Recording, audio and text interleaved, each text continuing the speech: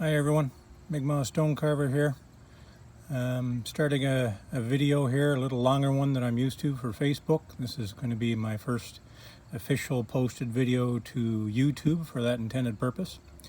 And today I'm going to work with a piece of stone called Selenite Crystal. Now, this here is a piece of Selenite Crystal. It's from the gypsum family. And they say that it's created from the evaporation of salt water, seawater. Now what's really interesting about this stone is that it's, or crystal I guess I should say, not stone. It's very soft. They say it can be scratched with your fingernail, which as you can see, oh, that is true. And that was actually what I wanted to show you. They are straight fibers. Very fine and very sharp. I use a scalpel to carve it. The sharper the better. As it gets dull, it'll actually break off these little fibers rather than cut them. So, as you can see, I can pry and lift up and they just flick right off. Oops, sorry, out of focus there. And they can even stick into the skin, although I haven't had that happen to me yet. Knock on wood, hopefully it doesn't happen here today. Now this is a piece of selenite crystal that I've been working on for a while. I carved it into a braid like sweetgrass. So my goal here today is to finish off the two ends. So I've already done some fine wet sanding and polishing to make it a nice smooth surface of the braid. You can actually see a color transition right up along here where it's the natural separations in the crystal. So at the end here, it doesn't particularly look much like a sweetgrass braid because it's just where I've ended the carving of the twist. So what I'm hoping to do is like sweetgrass, to flake off some of those natural separations of the crystal to give it a more natural look at the ends. So hopefully I can keep this centered and in focus so you can see. And I'm just going to stick my scalpel gently in and put some pressure up lengthwise to try and get some of these crystals to separate.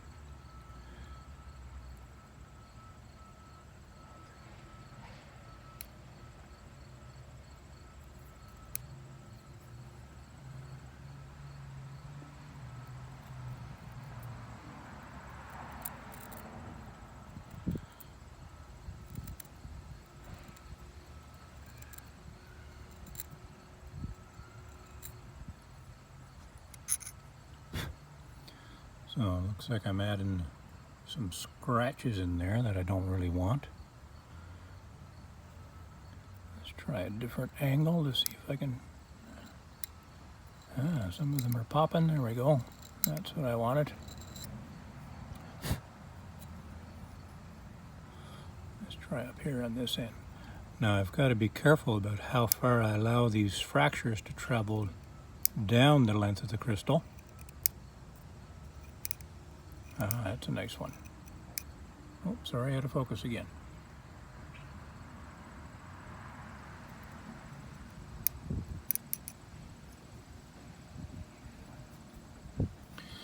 Because if I allow a fracture to travel down this edge, I'm going to start breaking off into my carving, which I don't really want it to split down that far. Yeah, some nice fibers breaking off there. You see that okay?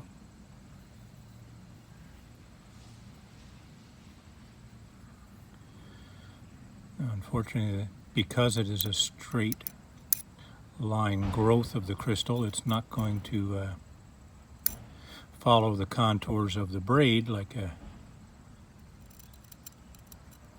a real piece of sweetgrass.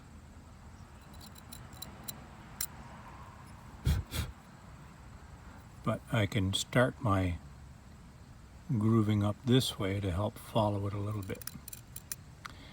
And then those of you who are familiar with braids of sweetgrass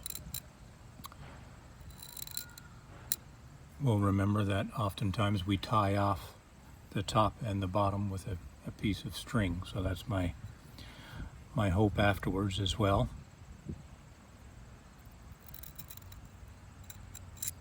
To create a little notch in it where I can add a piece of string to give it that authentic look.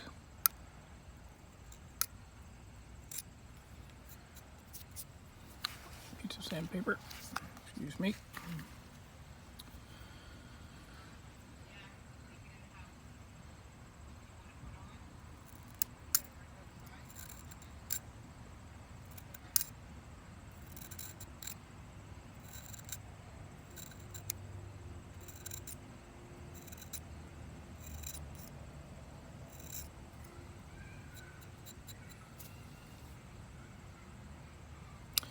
Now this crystal, although it's considered transparent, you can obviously see that it does have a very white color to it.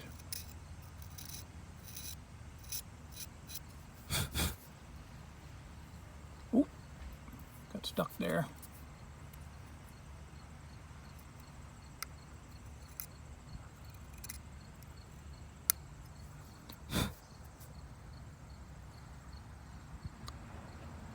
I'm not sure if you can see. Yeah, let me try and add some sunlight on there. Oh, too much. Never mind. I was going to try and show its transparency, but that's a little difficult to do in this position. You can see that I still have some scratches there where I tried to go in sideways first, so I have to try and get rid of those now. Traveling lengthwise with the grain seems to work the best. More sandpaper blowing around.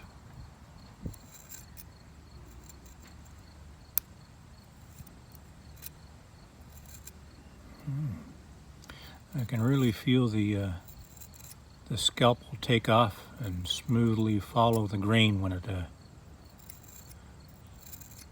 picks up at a good separation.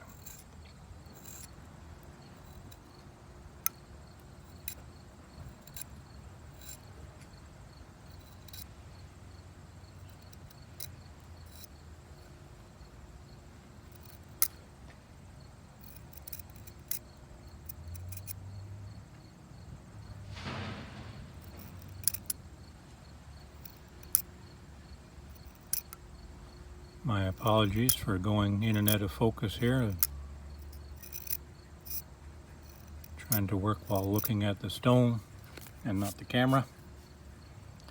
But I think I should try and work through the camera a little bit. Oh, that was a big piece. Did you see that?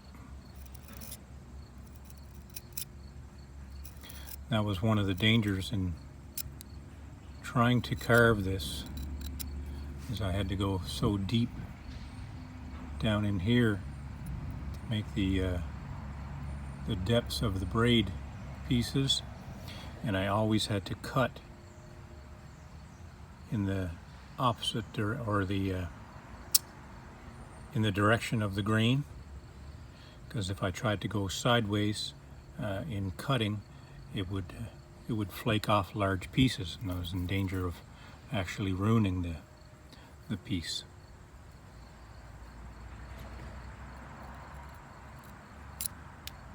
That was another nice good strand. Look at that, flaking off.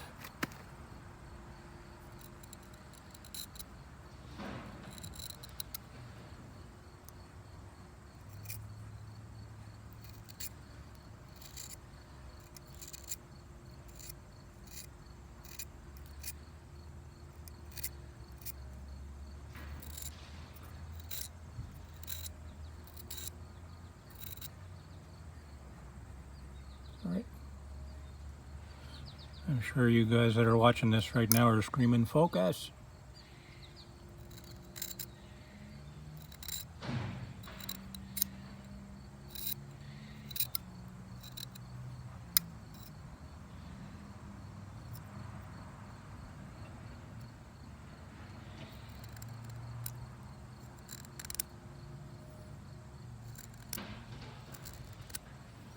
Can you see these little two hairs sticking out right there?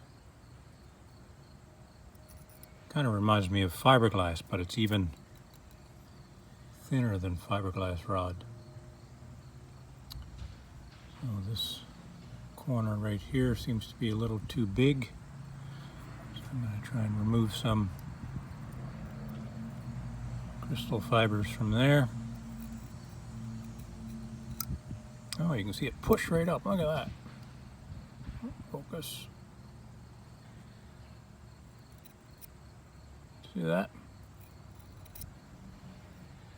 Very cool.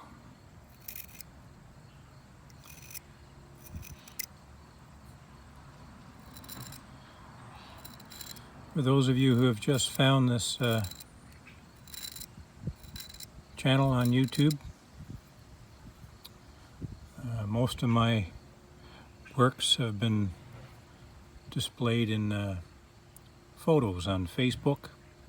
I do a lot of progress pictures so that people can see the transition from the natural stones until the finished carving is all done.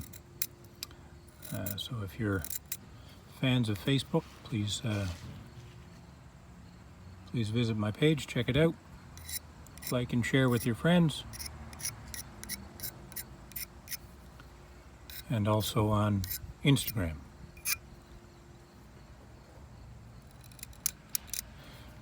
Alrighty. So I'm liking that natural granular look to it at this point.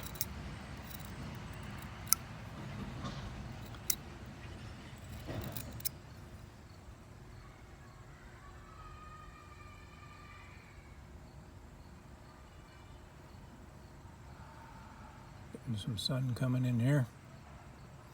Alrighty, so now I'm going to show you a little bit about what I was saying about trying to carve and cut down in. You need a very sharp scalpel. I'm going to try and make a indented line right around here at the top of my braid that I can tie off a piece of string with. So you don't press down per se. It's more of a cutting motion while gently pressing in order to individually cut each fiber. Now right there, you see that little white spot right there?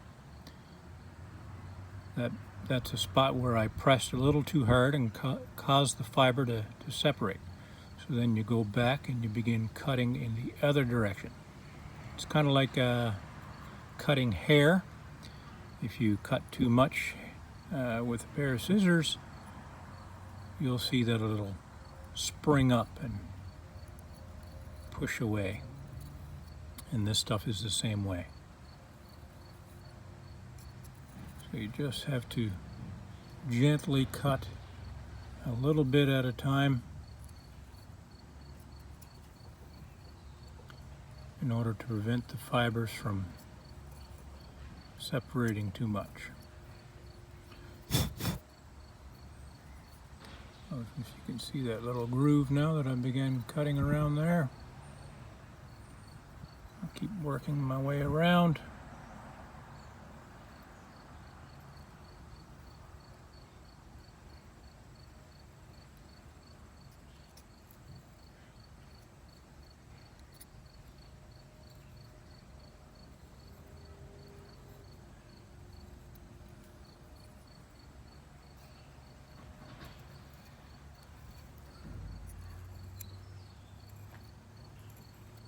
Just like that.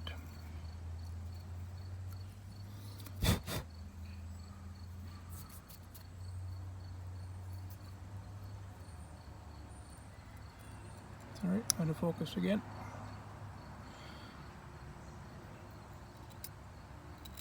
Now I'm going to bring some of these natural granular separations down to where I hope I can tie it off with a piece of string to give that naturally tied sweetgrass look.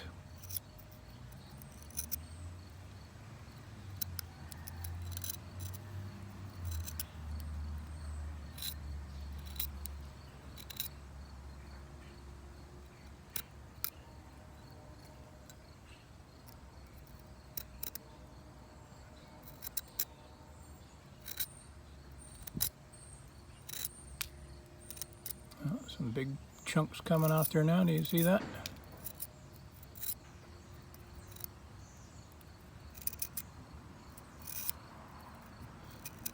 So whoever the lucky person is that purchases this piece when it's done, they'll have to be very careful never to chip down in here into the granular structure, or else the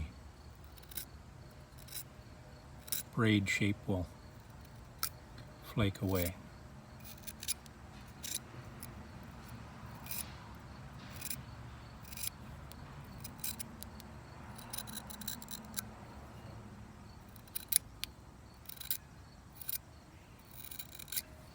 Alrighty.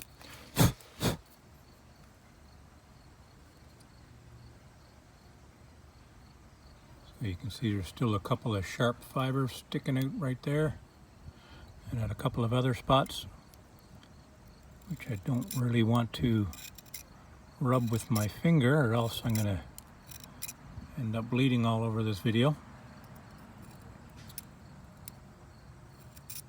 So I'm just going to wipe it gently with the edge of the blade to try and remove any loose pieces.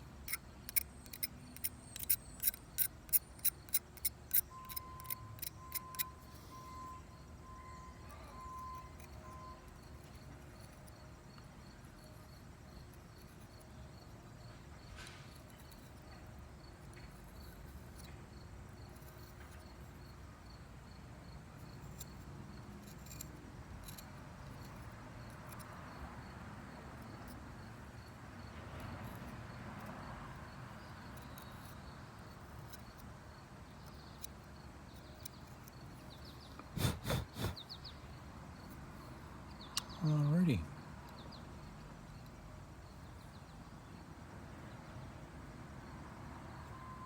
I'm happy with that effect. I think that looks pretty good.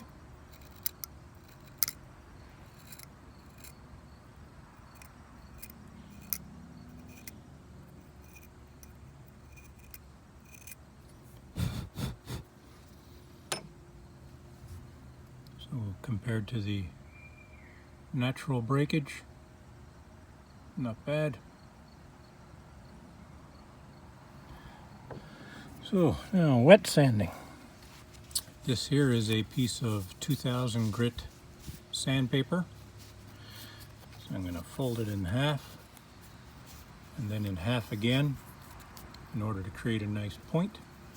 I'll dip that in some water, allow the excess water to run across the surface of the crystal.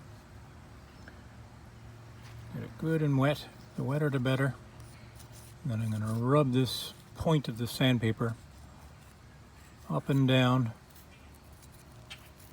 the granular structure, so that if there's any very sharp prickly edges of the crystal,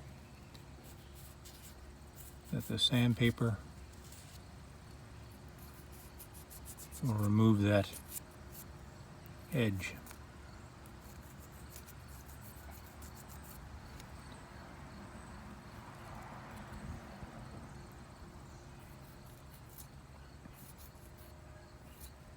And then use the flat side of the sandpaper to go against the grain where I carve my groove for the string.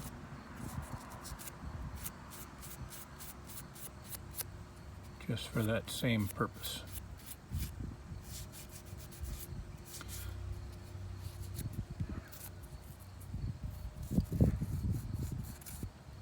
You can see the end of the sandpaper is beginning to tear from hooking into the edges. So open it up, make another corner a little further down, dip it in water again, and continue the same process.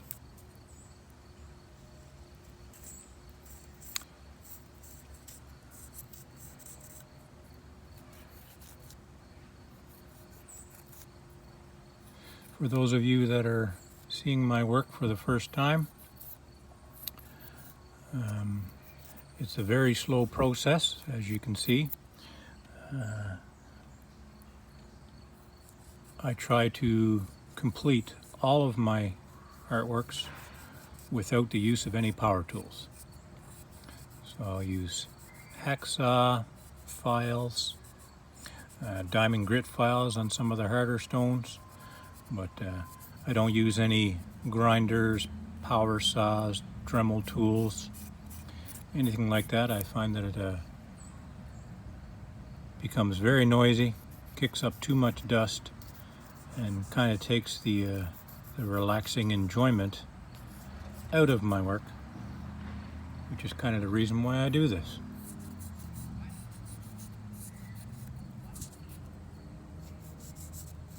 Okay, so that is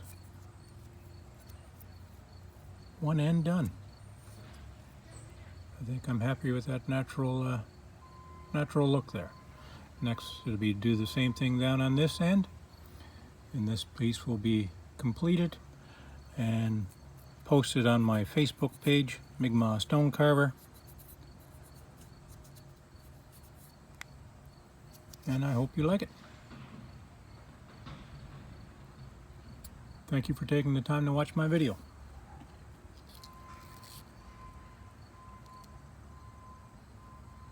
Welima'qewe'l.